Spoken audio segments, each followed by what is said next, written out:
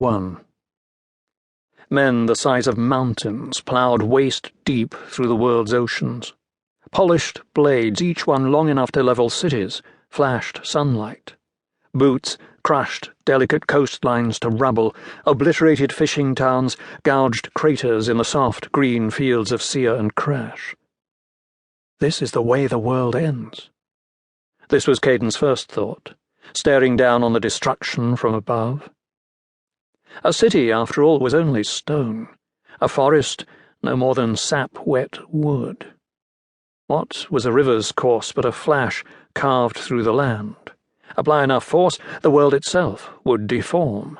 The shapes of ridge and valley meant nothing.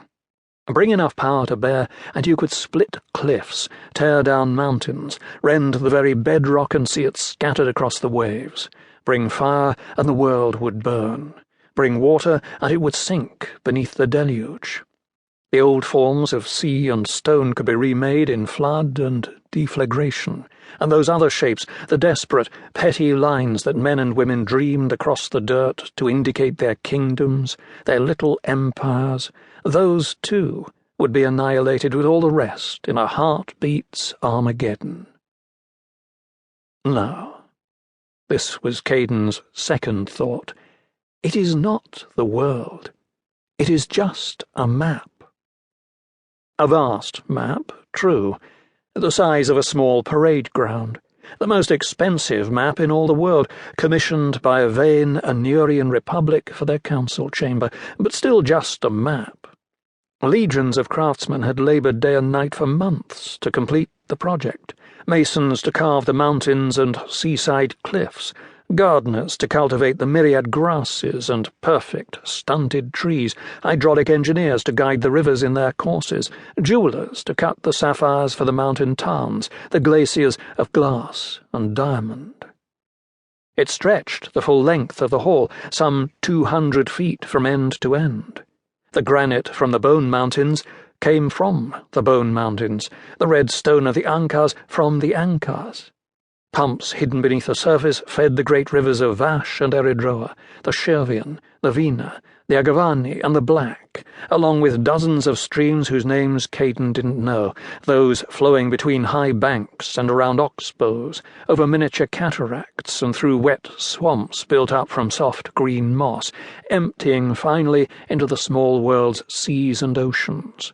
Oceans that, by some clever contrivance, rose and fell with the orbit of the moon. One could stroll the catwalks above, staring down at astonishing replicas of the great cities, Olon and Sia, Dombang and the Bend. Annur itself sprawled over a space the length of Kaden's arm. He could make out the sparkling facets of the Temple of Intara, the great avenue of the Godsway, complete with diminutive statuary.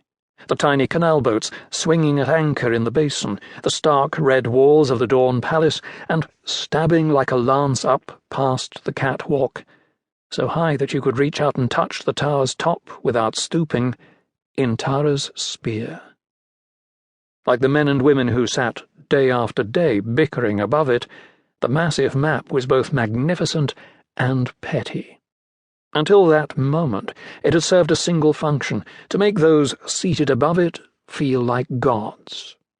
To that end it had showed nothing more than a dream world, one unmarred by all their failures.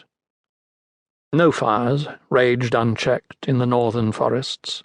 No towns burned in the south. No one had churned the grass fields of Gan to mud or blockaded the desperate port of Kiokang. Small painted soldiers indicated the location of field armies, tiny men representing Adare's treacherous legions and the Council's own more numerous Republican guard dotted the terrain, swords raised in motionless postures of challenge or triumph. They were always standing, those false men. They never bled. Of war's ravages and destruction, the map bore no trace. Evidently Annur lacked the craftsmen to sculpt starvation, or terror, or death. We didn't need craftsmen, Kaden thought. We needed soldiers with heavy boots to remind us what we've done, to grind this little world of ours to mud. The sudden, unexpected, undeniable